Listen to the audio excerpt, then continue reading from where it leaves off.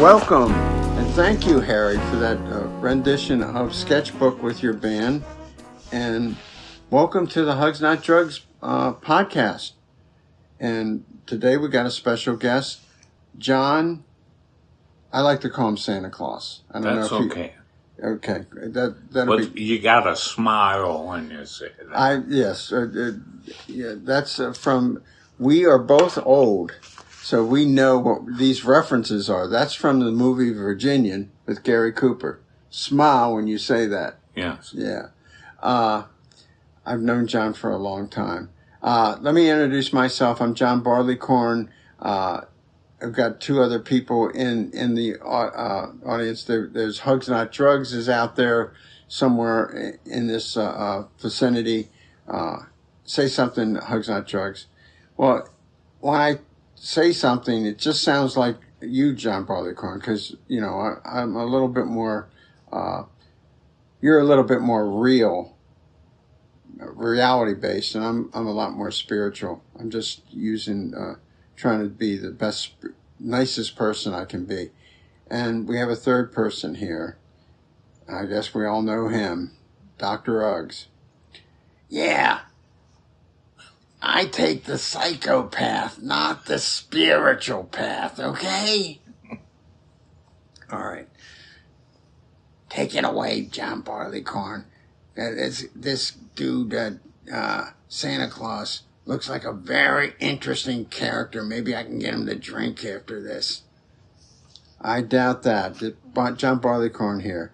This man is a miracle, and he knows it, and he is very grateful, recovering person, and he has a wicked sense of humor. So that may show in this broadcast. If you're not laughing at John and some of his jokes, you just don't have a sense of humor, as far as I'm concerned. So go for it, John. John, welcome to the show. Thank you. And I'm going to give you the floor, and you can talk as long as you want. We usually go about 30 minutes. Okay. Well, okay, I've been sober for a number of years, 21 years in the AA, and 13 additional years before I got my head out of my ass and got in AA. So that's a total of, 34? Yeah, I got a question. When you got your head out of your ass, was there a popping sound? Like that? Yeah. Yeah. Um, Proceed. So I've been around for a while, but not as long as a few of my mentors. I've been very fortunate. I only had one mentor when I first got in here, that first 13 years, and that was my friend from the Navy, Ernst. And he has a whole story, and it's awesome. And when we're together, people have called us Smith Brothers. The connection there is Smith Brothers cough drops, that picture of two guys with beards. Yeah, we're only doing audio here, John, so a lot of people can't see the beard. Well, You've got a beard, and you look like Santa Claus. I feel like Santa Claus some days. But I've always had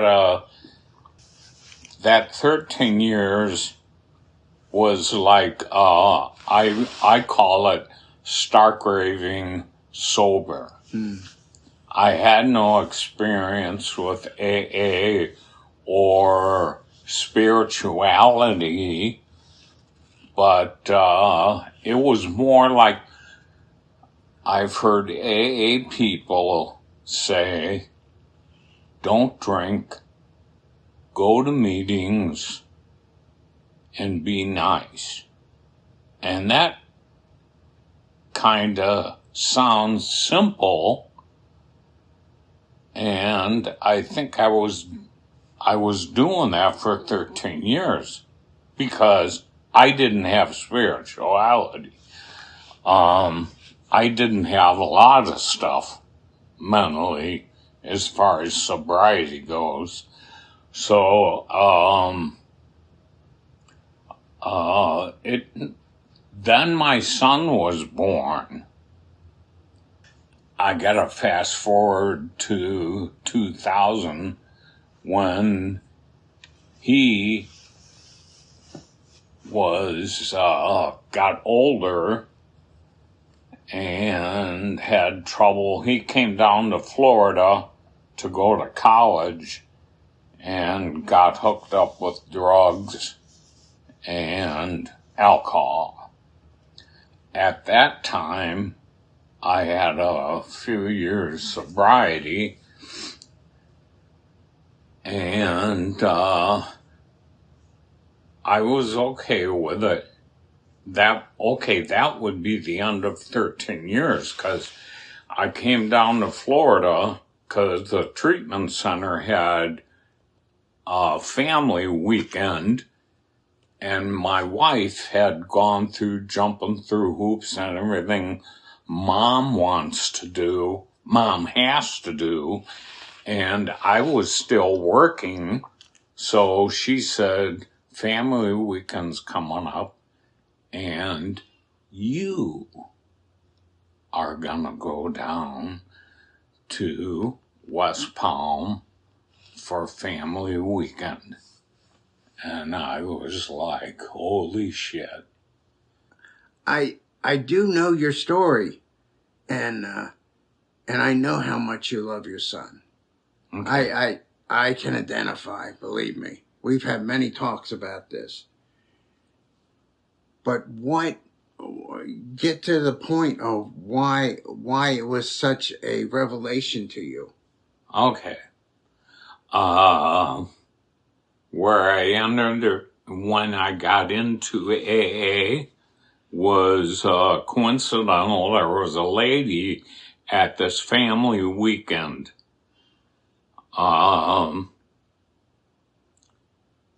She was older than I'm old as dirt, but this lady was older than me, and I'm thinking, man, she was beautiful. She was like an angel. Okay, she was a very spiritual lady, and I believe I was affected by her aura as she got close to me. Wow. And she said, John, you've been sober for 12 or 13 years, and you've done it without AA. Okay, the background of this lady, she was there family weekend for her grandson. He was an addict. Her deceased daughter was an addict alcoholic. Her deceased husband was an alcoholic, and she was a recovering alcoholic herself. And there might have been more, I don't remember. But she was a special lady, and she took her time out to come and approach me on a break. And she was very convincing, and she said, when you get home, check out AA and just try a meeting. And I said, okay. And I don't even think I said okay out loud to her. Mm-hmm. She had that impact on me that I think, maybe I will or maybe I won't. But then as I dropped my son off, we went out to eat. The very last Sunday or something, and he said, Dad, when you go home, I don't want to talk to you again until you've been to an AA meeting. And I'm thinking bullshit. So when I got home, I went to an AA meeting, my very first one, and I don't know, I was welcomed by everybody. And I was caught by the 90 meetings in 90 days. And I went to 2 different places, 2 or 3, 2 meetings in Racine, Wisconsin, is where I'm from at the time. And I got to a meeting on Monday. That's when the AA meeting. Yeah. Anyway, I went to Benjamin House, which was closer to home. And I got there early enough that I heard somebody say, if you're not early to a meeting, you're already late. So I showed up, and there's like 4 or 5 guys, at least my age or a little bit older. I call them a committee of sponsors for me. They were awesome guys.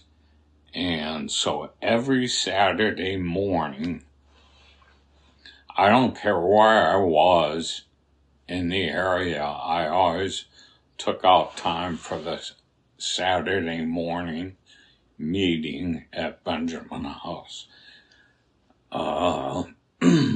Meanwhile, after having my first meeting on Tuesday at the Grove Club, that's where I found the guy I call my first sponsor. His name is Mark, and he told me 3 meetings a week, and those meetings were in different places. So I'm going from stone cold sober to indoctrination with AA, which was, holy shit, it was every day of the week. When I was stone cold sober, okay, I was working as much as I could.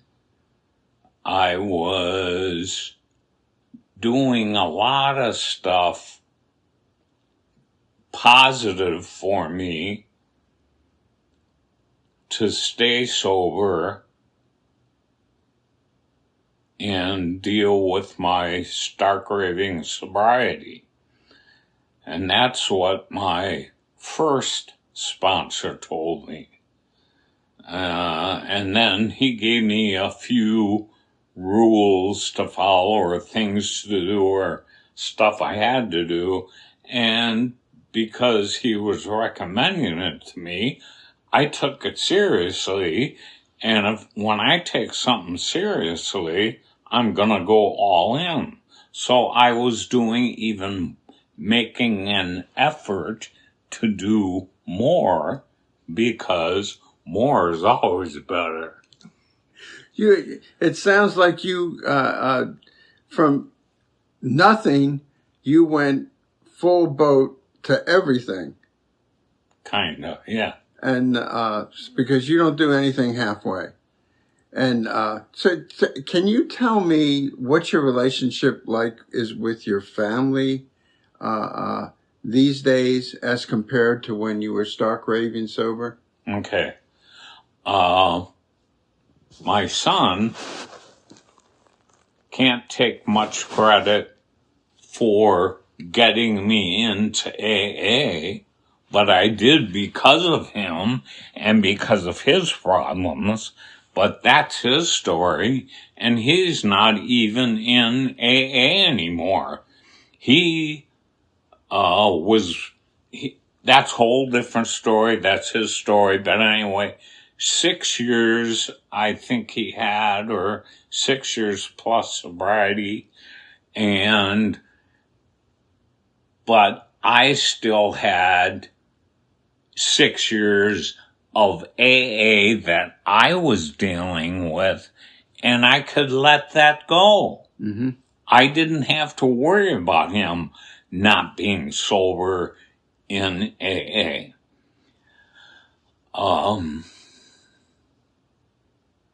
So I still continued on my path, and so my wife and I we tried to get together with my son, either come down to visit him or buy him a ticket to get him to fly up to Wisconsin and we'd be with him, or my wife Sue and I would come down at Christmas time or some other time when it wasn't so beastly hot down here to visit him. And that's what we did until both of us were pretty well retired, and he had he has 2 daughters. One is Madison, that's his birth daughter, and another daughter is Nevaeh, who's the same age, just a month older than Madison. So their birthdays are November and December every year, same age, and that's one reason we moved down here after we were both retired, so we could be with family. So you love these little granddaughters you got. Yeah. And I think you're really this John Barleycorn. I think you're really minimizing how wonderful you are. You're very humble that way. But so I just want to go how I see you participating in Alcoholics Anonymous or AA or 12-step programs. Don't take yourself too seriously. Well, you don't take yourself too seriously. I love that. But you're also very giving, very caring about people. You do service. You know the program back and forth. You know the steps. You know the traditions. You share from the heart. And you got us all laughing. You get us all laughing all the time. You get me laughing all the time. Even today, you were talking about something out of left field with Mick Jagger and the Rolling Stones. I can't even say it because it was so dirty, but it was like, I can't get no satisfaction because the man doesn't smoke the same effing cigarettes as me. It's like, where did that come from? We weren't even talking about that. We were talking about the 7 deadly sins, but it did have some kind of connection. So, because it's that's what it reminded me of. Okay. There was a thing about Dennis was talking about T-shirts, and I go, "What about shirts?" And you were thinking of Sticky Fingers with the big tongue.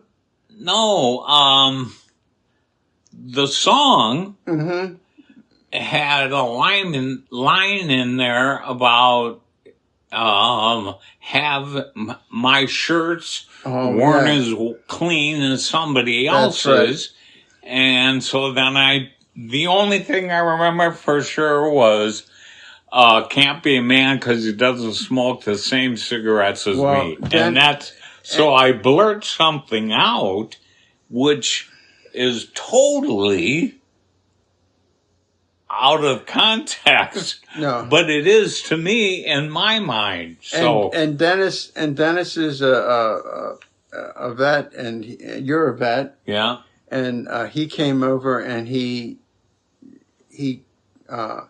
really praised you for being supportive of what his share was about. So I mean, it was like these are the kinds of things that happen to you daily because you are so. You don't take this seriously, but you know it's life and death. yes. And that's what I admire the most. I'm looking at the time here. We've got about 25 minutes. Yeah, well, you spent 20 minutes talking about your son in rehab. I mean, I don't know what the heck that was about, other than he's your only son. It's his story. No, but it's your story too. Yeah, Because you came to stay in AA because he encouraged you to do it, along with that wonderful lady, and you took the suggestion, and it's like that Asian philosopher who knew when he said, "Who knew?" who knew? Yeah, that's right.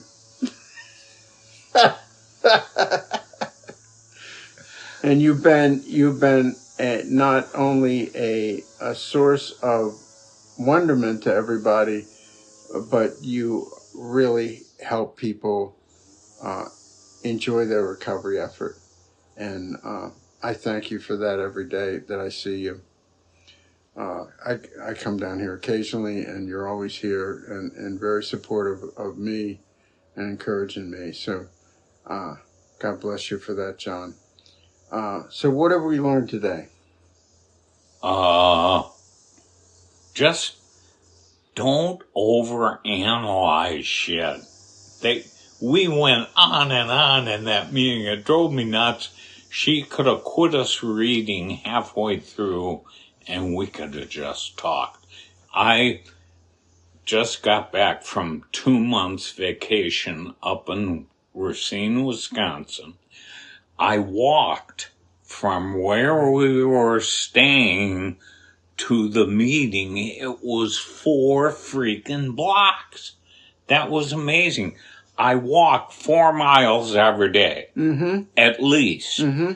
And down in Florida, it's flat. Well, up in Wisconsin, I joke about walking to this meeting.